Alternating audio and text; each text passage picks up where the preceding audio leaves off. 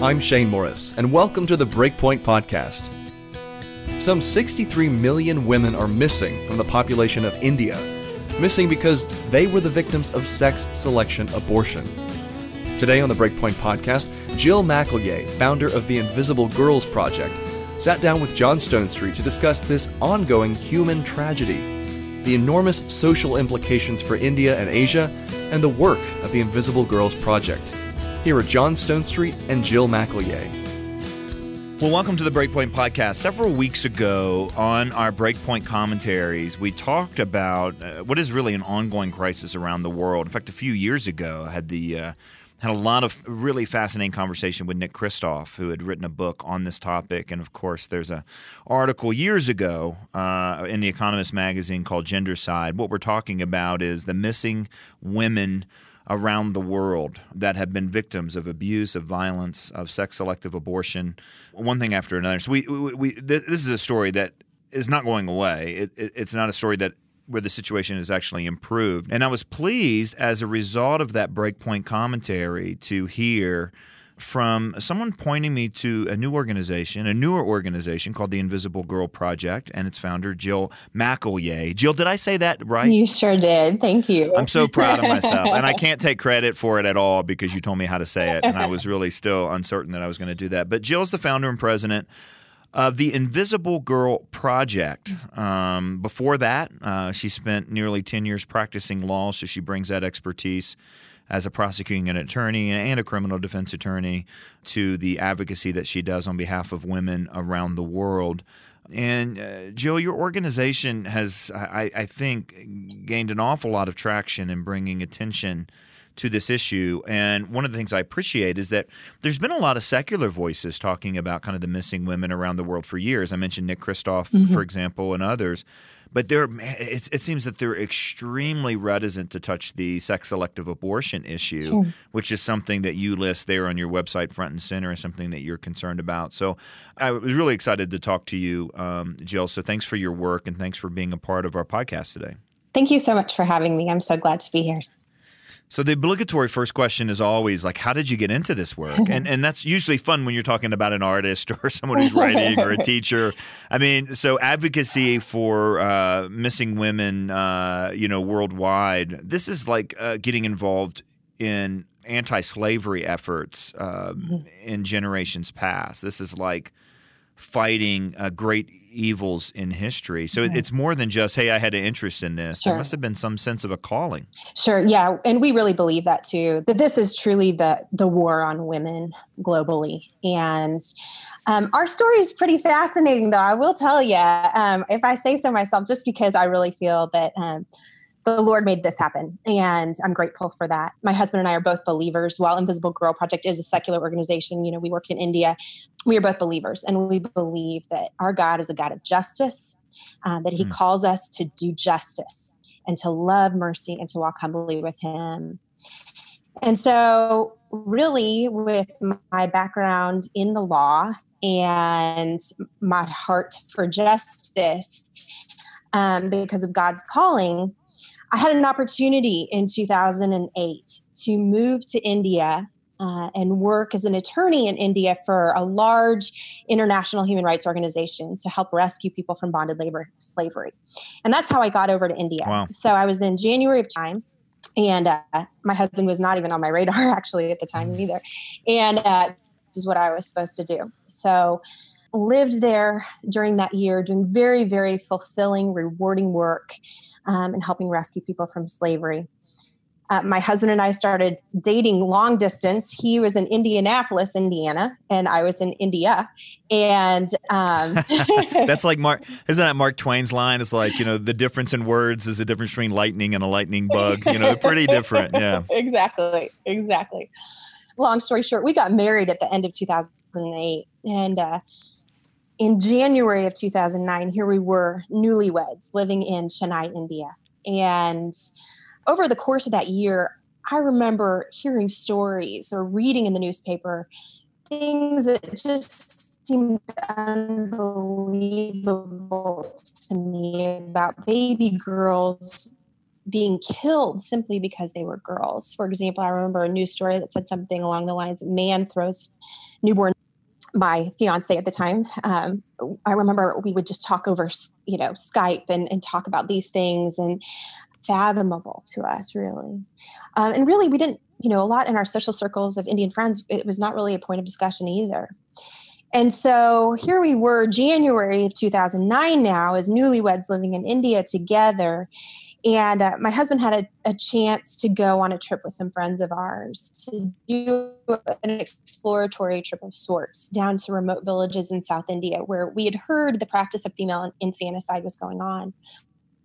And here he goes down with some friends of ours, and village after village after village near Madurai, India.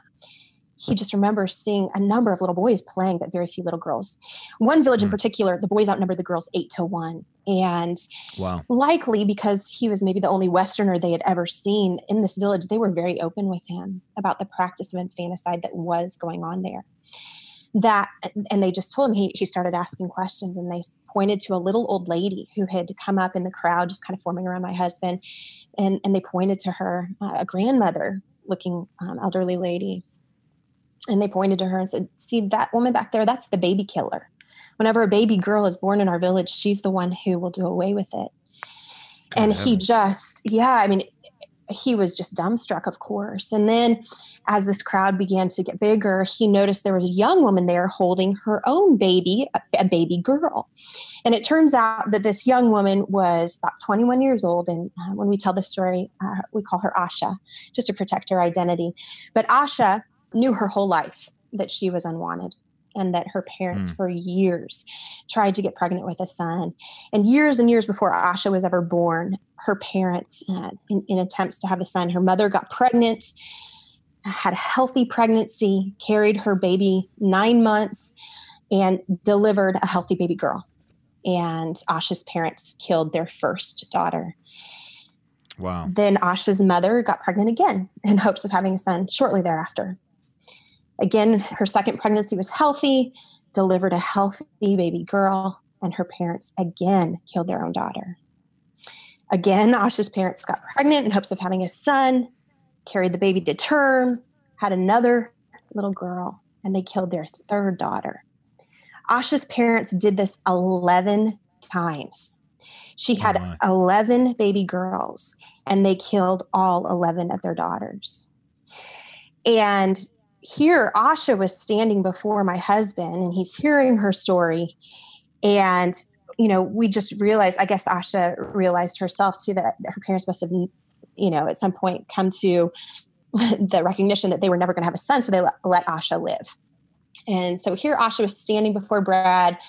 He's hearing her story, and she had just given birth like a day or two before to her own baby girl. And so this baby girl, however, was not named yet. And we know that it's just very cultural in India that a naming of a child really recognizes that child's birth. And so my husband was able to be part of this naming ceremony for this baby girl, and to really recognize the birth of Asha's own daughter.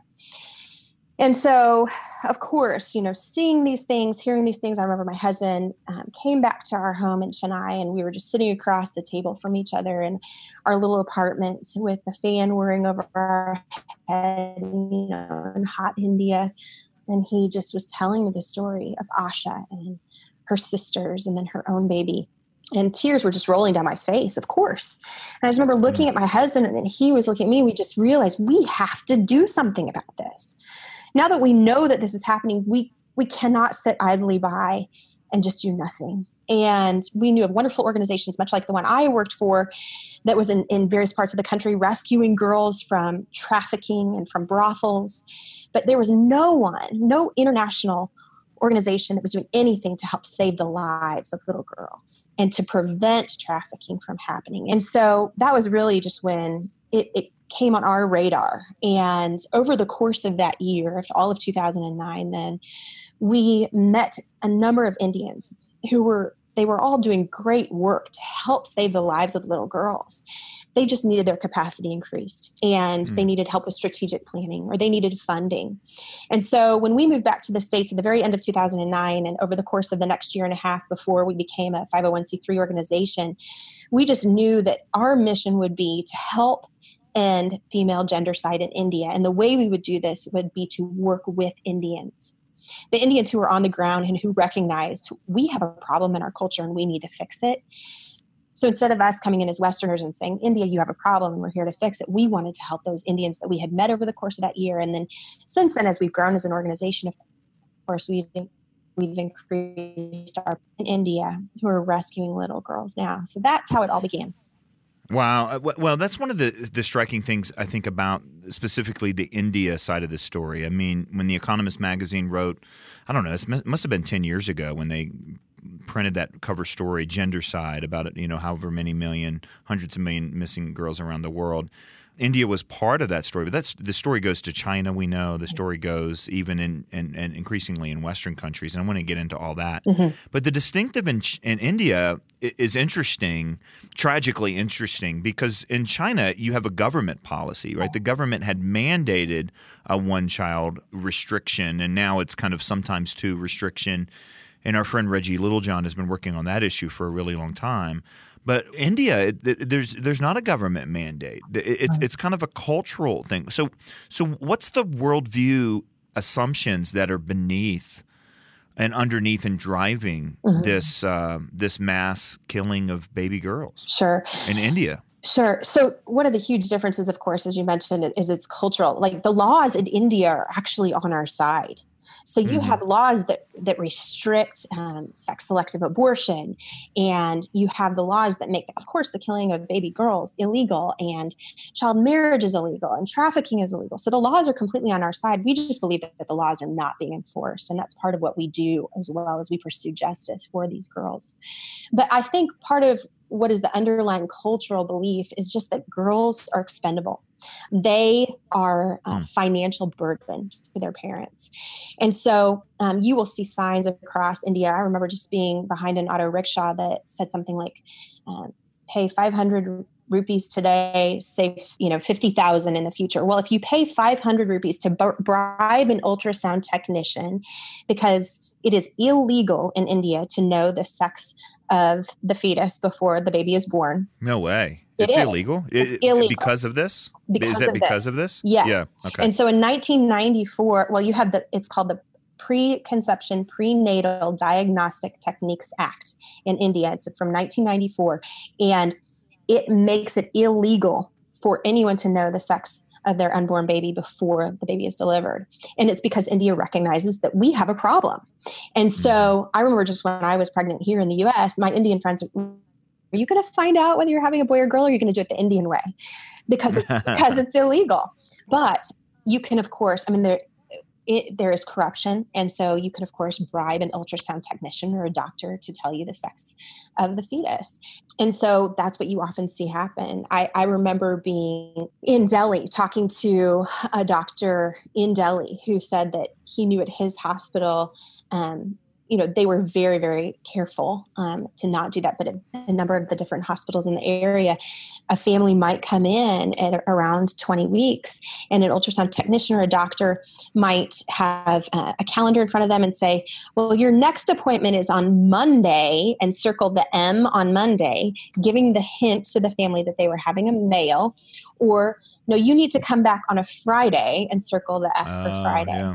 Or they'll use a pink pen when writing some kind of script or something for the mom, or taking notes if they see that the mom is having a girl. Or they'll use a blue pen if the mom is pregnant with a baby boy. And so, there are ways that they get around this act, but it's illegal. And then you also have the Medical Termination of Pregnancy Act in India that basically is very limiting on abortion in India.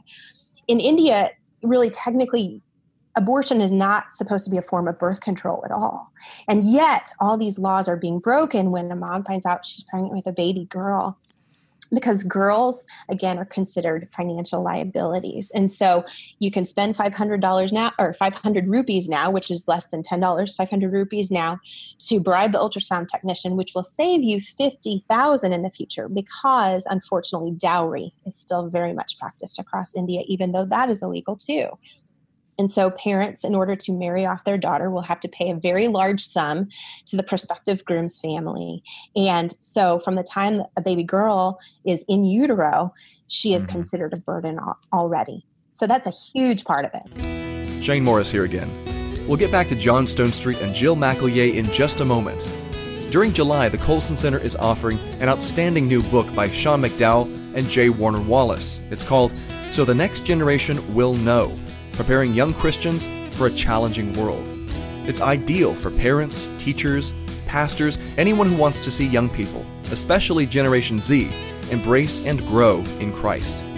We have it for you at breakpoint.org with your next gift to the Colson Center and BreakPoint. Just come to breakpoint.org and click on this podcast. Now back to John Stonestreet and Jill McElya. One of the things I want to get back to this question of the fact that you highlight and work on sex-selective abortion, because again, the issue of the violence specifically targeted at women, which you call the worldwide war on women. Listen, yes. Christoph, I interviewed him, and he was very hesitant to touch this kind of sacred cow of abortion, right? That even when you're talking about, how it is a direct tool for dehumanizing and eliminating women worldwide, specifically when you're talking about a country of the population of India, and we'll get into in just a minute, kind of the long-term social consequences of not enough women, which is important to think about. But do you work a lot with secular organizations, and do they stay away from your emphasis on sex-selective abortion? Because that's like a sacrosanct right that you can't touch as part of women's health care. Sure.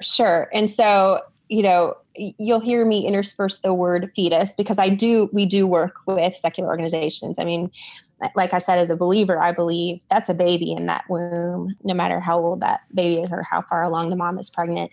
But in working with secular organizations, I have to use the vernacular too. And so we want to be bridge builders. And we realize that this problem is so huge that we have to work with people, no matter what their beliefs are, religious or otherwise. And so, however, we have received pushback, actually, I would say more here in America. Yeah, that's interesting. So just recently, sorry to jump in here, but, just recently I came across the work of, you think your name's hard to pronounce.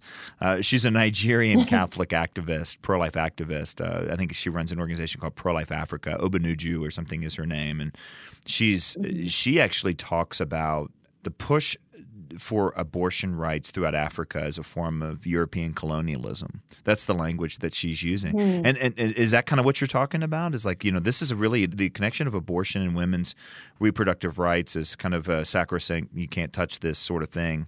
It is a very Western idea. It's not something that we kind of push on the rest of the world, isn't it? Right. I think so. And again, we will talk to, I have staff on the ground in India, and they really speak with a number of different people there who, again, whether they're Hindu or Muslim or whatever they are, or whatever some of their beliefs are on abortion, are speaking much more about sex-selective abortion as being an issue against women than we do here.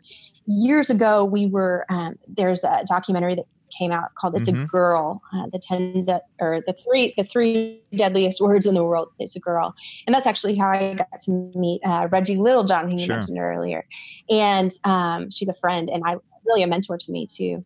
And so we wanted people here through this movie. Invisible Girl Project became one of the partners of It's a Girl film. We wanted people here to learn about this issue, because I think so much here in the Western world, we don't know what's going on around the world and how girls and women are really discriminated against to deadly extremes. And so this movie highlights these issues. We were going to go speak before Congress and show this movie at Congress, and a number of people originally became very interested. But as soon as some of the elected officials found out that had anything to do with abortion at all, they just wouldn't touch it with a 10-foot pole. And it's just interesting because it's like, this is not an issue about abortion at all. This is about the discrimination, the systematic discrimination against girls and women.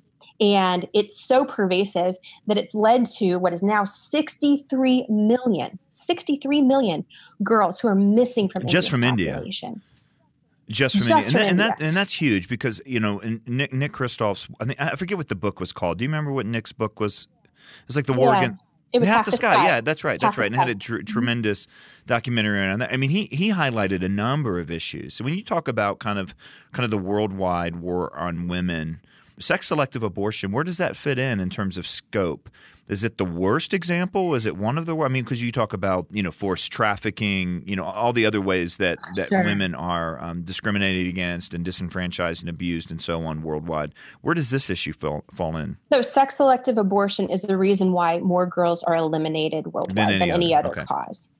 Yes. And I think now really in India – is potentially up to 5, maybe even 7 million girls that are aborted in utero through sex-selective abortion annually. And then there's also infanticide that you mentioned in these villages. What's the number there of those women? And there's just no way to know about female infanticide because that's often unreported. Now, we have our own data that's anecdotal because we're working in a number of different villages where we see infanticide still being practiced.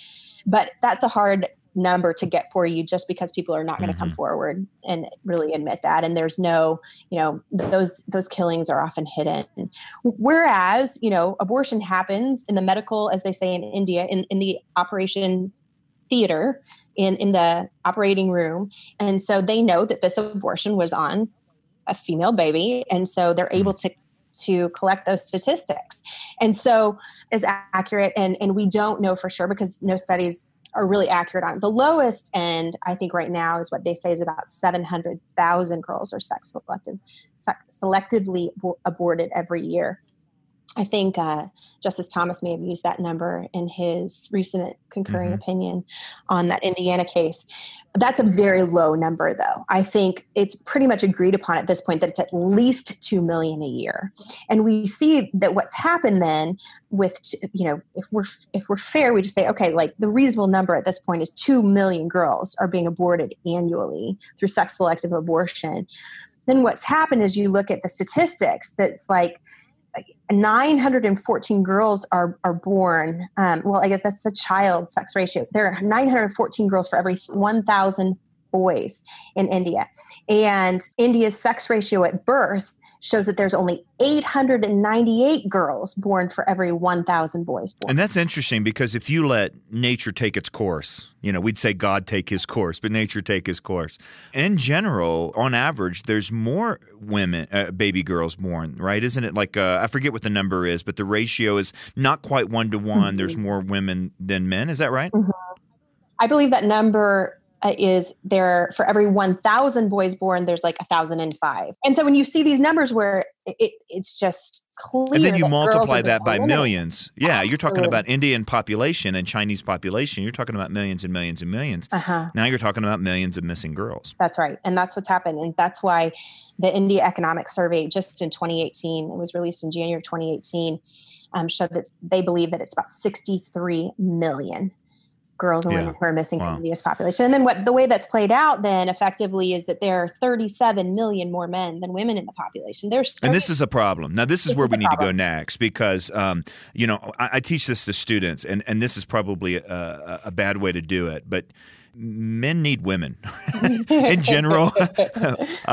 Men are stupid. We do stupid things. I mean, I have to say this because, there's been this kind of evangelical, kind of masculinity movement, which is fixing some wrongs, but it's also kind of like, don't domesticate me. I need to, burp and yell and things like that. Look, guys need to be domesticated. We need it. But my point is, that's the role that marriage has always played in a society is by and large to govern men.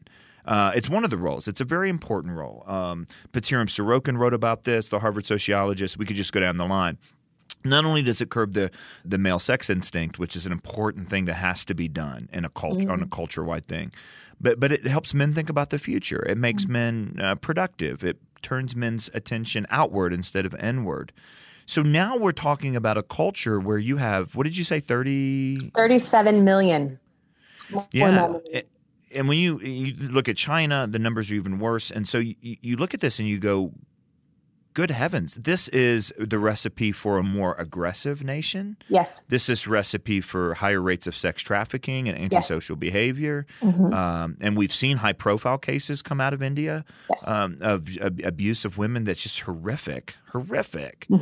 So is there – now, these are anecdotes, and anecdotes is not the same thing as evidence. So is there evidence that this is in a very real way negatively affecting the social cohesion of India?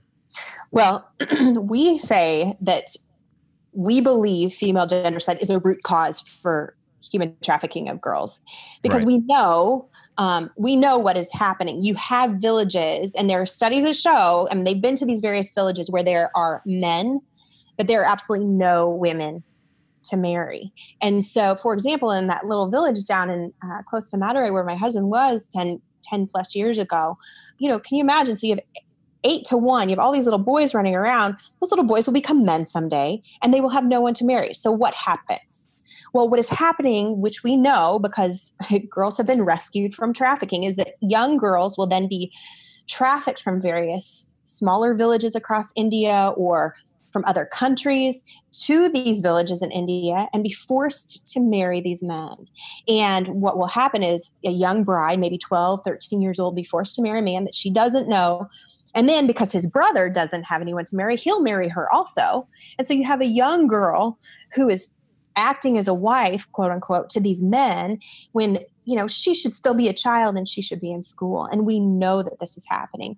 And then also we really believe that, again, it's a devaluing of women across the board. You have all these men who are not married and who will potentially, some of them go into brothels. And so, you have the sex trafficking that we believe is a result of female gendercide as well. And so that's what happens in a culture where you have 37 million men who will not ever be married. And what we've seen really play out there as well is studies will show that in cultures where there's a significant difference in the number of men than women, that there's a higher rate of violence against women too. And so just as you mentioned, there are a number of cases that have come out of India where it's just brutal rapes against young girls and against women. And because of the studies, we know that that's an effect of female gendercide, which has caused this great chasm in the population between men and women. Yeah. Let me ask you this. Historically speaking, and folks like, in fact, the Indian writer Visho Mangalwadi is one of the ones that has written about this. Christianity doesn't have a perfect track record in elevating women's rights, but it has a very strong track record. You look at how Jesus, many people look at how Jesus treated women, the fact that women were the first to see him, and so on. So there's a secular repulsion to women being treated like this. We're in the middle of kind of a cultural reckoning with how women have been treated historically. And I say, let it come, let the cockroaches scurry, shine the light. But as a Christian, specifically, what you deeply believe and what you think Christianity teaches about human dignity and about life in the world, is Christianity unique at some level in its ability to call people to champion the rights of women? I believe so. Part of the reason, if we are, as believers, do we really believe that we are all, each one of us, whether you're in utero, a little baby in utero or an adult, are we all created in God's image? Well, yes, we are. Male or female, he created us and we are created in his image. And again, knowing that our God's a God of justice. And when you see that girls are discriminated in utero or being trafficked or being raped brutally, our God is a God of justice. He doesn't want any of his creation to be treated this way. And so absolutely, I believe that we as Christians have a duty to respond to this injustice that is happening globally to girls. Jill, how can Christians get involved? I mean, sometimes I always want to talk about these things. To me, the worldview connection, which we, want Christians to think from a biblical worldview, to think well about the culture and also connect it to these deeply held non-negotiables that are part of the Christian faith. But the hard part is that it's easy to hear some of this, and it just seems like such a big problem. It seems like, outside of our kind of, ability to actually do anything about it. How can individuals get involved, and not just in India, although that's great. I mean, that's the focus of your work, and it seems like you're really moving the needle there. Gendercide is something that we see across the board. Look, sex-selective abortion, we didn't even talk about this. Maybe we should, but in Europe, in the Western world, in America, there's some real strong evidence that this is going the wrong direction. The numbers of sex-selective abortions are creeping up. We already know about abortions targeting people with disability, which is tragic as well. What ought Christians do? Okay. Well, thank you. I'm glad you asked that. I think that we know that trafficking has become a very great issue for us to talk about, and it's become really intriguing, and Christians, I think, are jumping more on board and to help combat human trafficking, which is wonderful. I think that's important. And I certainly don't mean to minimize that. But I think that this issue is every bit as important as trafficking. I mean, girls and women are being murdered simply because they're female. And again, we believe that trafficking, especially in India, results from this. And so let's get to that root cause. And so one way that Christians can get involved is let's not turn a blind eye to these things globally. When you hear about a little organization like Invisible Girl Project, please reach out to us, find out what you can do, because there are a number of ways to get involved. First, we ask people to pray for us, pray for this work. It's hard work, and our partners on the ground really need prayer. They've been able to rescue over 400 little girls from being killed or potentially trafficked. And they've had their lives threatened. We have social workers on the ground who work with families. They've had their lives threatened. They have been threatened to be beaten or killed. They've been verbally abused. So we just ask that you pray for us, pray for our work here, because it's not popular. Either people here don't know about it, or they say, well, that has to do with abortion in the U.S., and I'm not going to touch that again, as I mentioned. And so we could really use prayer just so that people really can see this issue and pray for us here and pray for our partners on the ground. Then if they would just look up invisiblegirlproject.org online, you can get involved. Again, I think we are the only international human rights organization working to rescue girls the way that we do, and also pursue justice for lives lost, empower women the way that we do, and really raise global awareness about this issue. People can follow us. You can get on our monthly newsletter list. There are ways to get involved and help speak out about this issue. I think that what needs to happen in the Western world is more voices need to speak out about it so that people here know about it. So often I talk about this, or I'm asked to speak at churches or clubs, to various groups or schools, and people have no clue that this is going on in India. They say, wait, I knew that happened in China, but I didn't know that was going on in India. And I said, yes, I mean, it's every bit as great of a problem in India as it is in China. And so please talk about this issue, or have us come speak at your church or your school. We would love the opportunity to educate people really about this. But yeah, I mean, this is going on here even. You're right. Sex-selective abortion is going on here. And there have been some studies that have come out there. For a while, I was in connection with the Indo-Canadian Women's Association, and they knew that sex-selective abortion was going on in various Asian communities in Canada. I know that this is happening in the U.S. I mean, I remember when I was pregnant with my first, and my doctor asked about what we do, and my doctor said, I once knew a woman, she and her husband went through in vitro fertilization, and it was an Asian family, and when they found out that she was pregnant with a girl, that they aborted their child. And this is after they went through in vitro. So it's happening here too.